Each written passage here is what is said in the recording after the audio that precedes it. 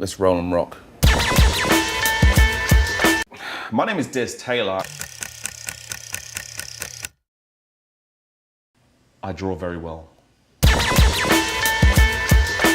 See, she's come all the way from Chile to see my club. My mum's coming though, so I better be on my best behaviour. Nah. The art of Des Taylor. Best just to do this in bits.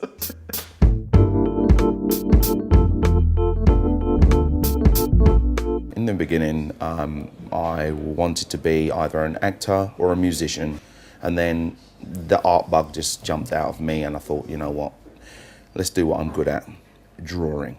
I have these massive sheets that Mum used to bring home from work, and I'd literally draw an entire battle scene, like the trench of the Death Star and loads of X-Wing fighters and stuff with like Luke Skywalker and stuff like that. So that is what I used to draw first of all. There's some dust on it, but don't worry, I'll get a rag and I'll clean that. I have been illustrating now for at least 15 years. All I ever wanted to do was draw comic books, cartoons and stuff like that.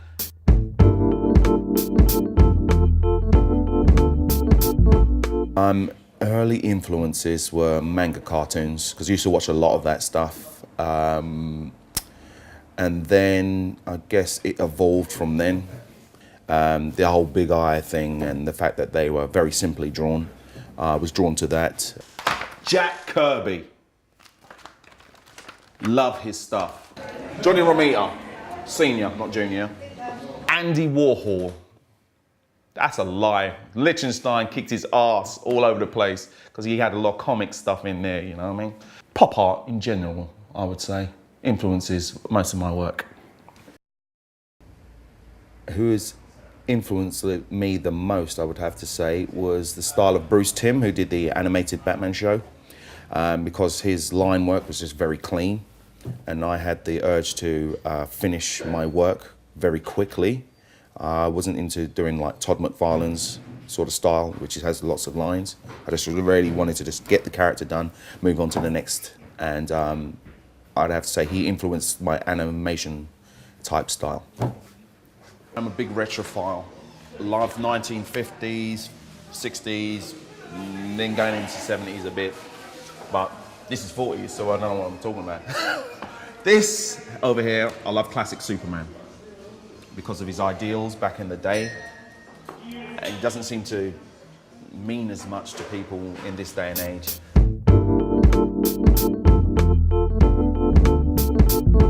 All right, first job was for pop star Michael Jackson.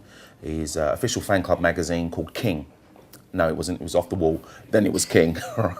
I drew a picture for the fan club mag, and a fan absolutely loved it, and I mean, loads of people were writing in about it.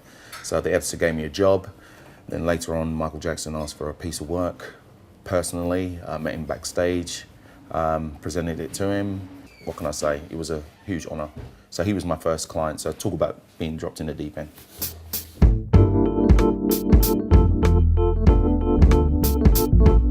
I look at a scene like a filmmaker would look at it, with a lot of depth of field, so you can obviously tell what objects are near you, behind, and that's restrictive if you're doing a normal comic panel. I work more like an animator. Everything is in layers. I draw characters individually so I can place them wherever I want, behind them, in front. I hunt around with my camera, take a lot of photographs, and scan it into Photoshop, paint over it in Coral Painter, and then add the lighting effects in Photoshop, and that's where you get the DESPOP, as I'll call it. Just primary. That's what I love about a lot of these comic characters and these pieces here. Just literally reflect my love for the comic genre.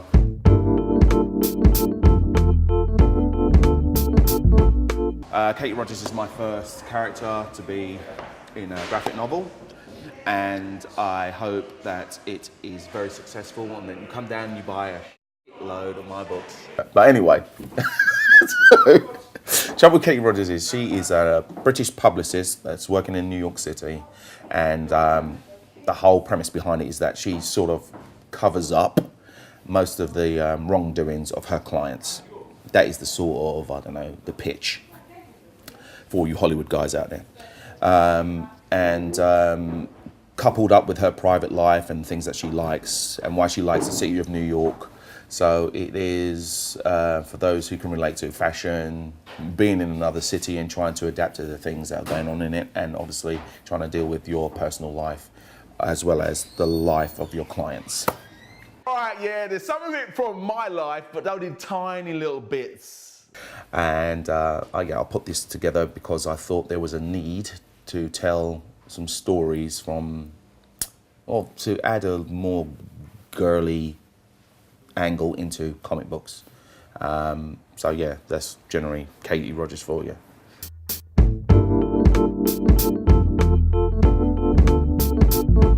Where do I start with VV? Back in the day when I was growing up, it's mostly women in my house. So whilst I wanted to watch the football, they would always have on these old films with Monroe, Jane Russell, Elizabeth Taylor. My favourite was always Anne Margaret because she was always dancing and stuff. So it came from a passion to sort of get all of those images out of my head onto paper. Started off just as doing like a pin-up project, and then from that I saw a story, the usual rags to riches story, and basically put that together, and everybody seems to love it.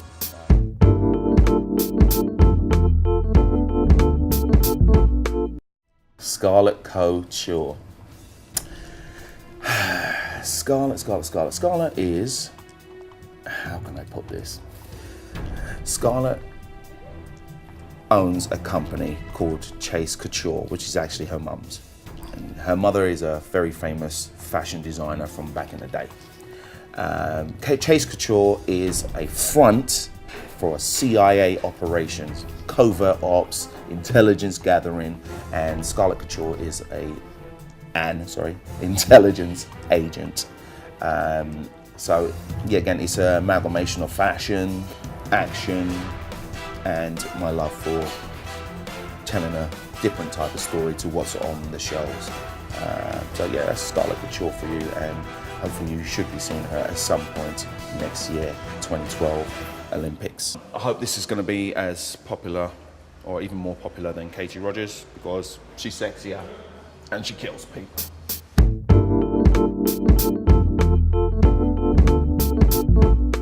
The Blue Lotus. Grace Gilmore.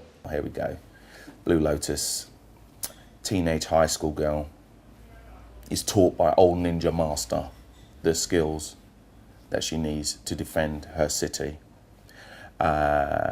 She drinks a lot of lotus tea. This is basically green tea, and she doesn't yet know that there's some properties on there that help her do her stuff. And it's mixed up with her crime fighting skills and her teenage angst. You know, she has to literally stop this major villain from terrorizing the city before her prom night. Whether she does it or not, I haven't actually figured out what to do with the last part. So I'm still working on that, but that is another one of my retro, going back 60s style comic book stories. I'm always interested of what happened in the past, because you can't really predict the future. Future bores me, to tell you the truth. You have too much technology now, so it's very hard to think about a story in which a crime fighter is fighting a villain, because they have the technology to do something today. But back in the day, it was just a gun and a bad guy. That's pretty much it. I'm pretty much tired. I've got commissions to do, so I shouldn't really be talking to you lot. So I'll say goodbye, farewell. What are you waiting for? More beer. I have friends coming out thirsty. Sort it out. Tough shot.